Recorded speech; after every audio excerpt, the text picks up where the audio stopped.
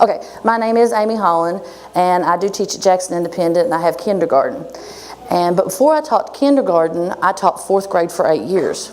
And the first year out of school, I wanted all these beautiful round tables.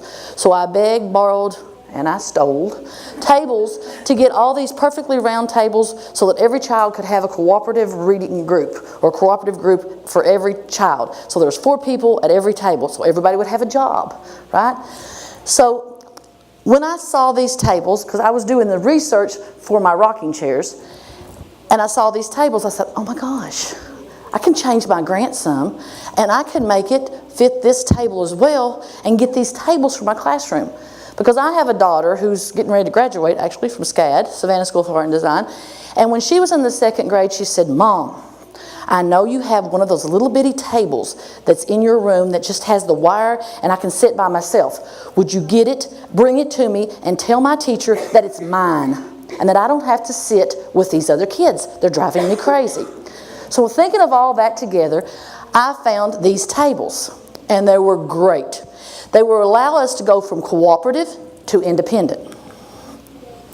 This is my classroom and how I had it set up. So what I did was, I've got 25 kids. At this point, I think I had 28. But I set up the tables so that there was 4 in each one. And then I had some little stragglers of 3 here and 3 there. That's my class. Now, what I did was, with these tables, what's so cool is you can change the size of the group. The size of the group can vary depending on what you need. For this particular thing, we were doing Dr. Seuss books. Every child had chosen a Dr. Seuss book that they'd take home and they'd read, and we did it during reading group. So I grouped every child with a similar book at the same table. So one table was round like this. And then I had some tables back here in the back where there were only like 2 or 3 kids had different ones because they were the lower readers, that they had to have an easier book, so I put them in a group by themselves. And then I had a big long table on the side of another group. We did books like Hop on Pop, Go Dogs Go, and the Foot Book. And then we had one with the ear book and the eye book. Well, those were the easier ones. This is the cool part about this. They were given the ability to break away from the group. At any point in time, if you're in the group and we're working on seat work while I'm doing the reading group up at the front of the room and the computers are going on and we've got 2 groups here and you're at your group and they're driving you batty and you can't focus, then you have the ability to automatically pull your table out. Nothing's going to be said to you. Nobody's going to say anything. But this also gave me an idea that somebody at that table is not paying attention or not doing what they're supposed to be doing. And we also had the 7th grade came over, and when we were doing the Dr. Seuss event, they got to read to the older kid. So they could pull their table apart and read with them. Like I said, the size of the group didn't matter. This is my big long Hop on Pop group, and that was my little group that had several different books. And it was also perfect for party days. Because you're thinking, how in the world are you going to put these together? And I know what you're thinking, because they're all individual, you just make a straight line. And we had 2 of them. And it started out, this was the girl tables and this was the boy tables, and then it just got all mixed up. So this was my favorite of all of them. Every Thursday, we do the writing activities. So on the writing activities, I like to get in my little rolly chair, because that's what they're supposed to do when you're 27 years in teaching, is roll from one student to the next. Your back don't hurt. So here I am in my little rolly chair, and if I say, go to your C group, they just move their desk into the C position, and you can see I'm sitting here, and I can work on with each kid in their writing. Same thing here.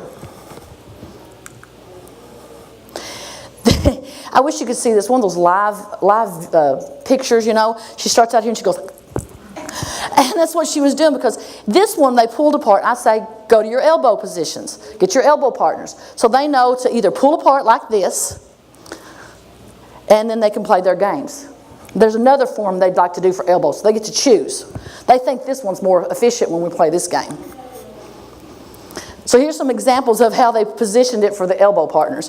This is one of our math manipulatives games we were playing, and they thought it was better if we put it in the middle because they can move that back and forth across the table. And then they like this position as well. But there's not enough room to get through there, they said. And when we do our cooperative groups, every table comes in, they're set up like this in 4. And I try to keep them in 4 because one person is the table washer, one person is the minion person, keeps track of all the stuff that's on the middle of the table. You can't see that because they're doing a cooperative activity now.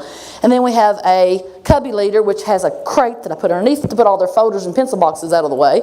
And then they have another one for the supply person who gets up and goes and gets everything I need. So they're all working together. And nobody steals the table washer's job.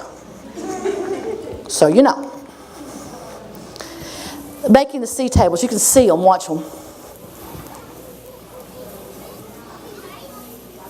That was hat day. We were doing old hat, new hat that day, so everybody had a hat on. And they know, and they get so excited, and they get so aggravated if they don't. You know, pull it around, it's uneven, she can't get through with her chair. So they know. And then go into individual. Is it going to play? Dude. Okay, it's not playing. Oh my gosh.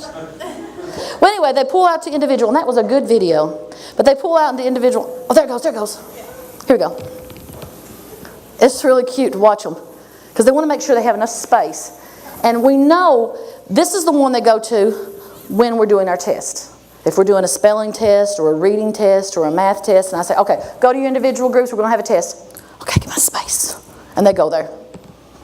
And they just set it up, and they know I can't roll around in that one. Not enough room. Elbow partners again. I think it's so exciting. And see, this was a 4 group, and one of his partners was missing, so he had to get up and go across. So they know what to do.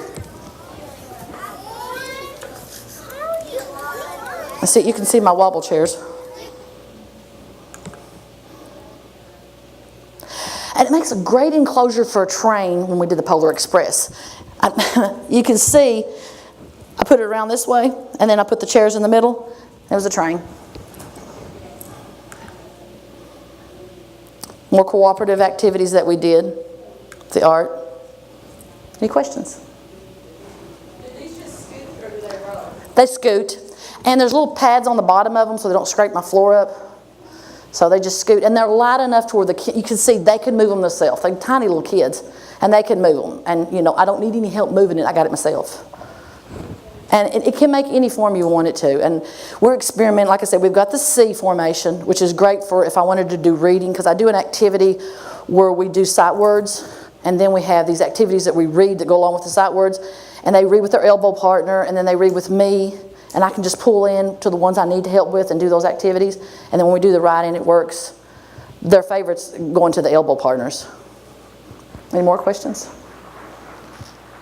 I got to tell you what, teaching 26 years, next year's the last, I like these tables the best. And I get them right before I retire. My daughter, she said, Mom, she said, whoever gets your classroom next year is really going to be set up. So, thank you.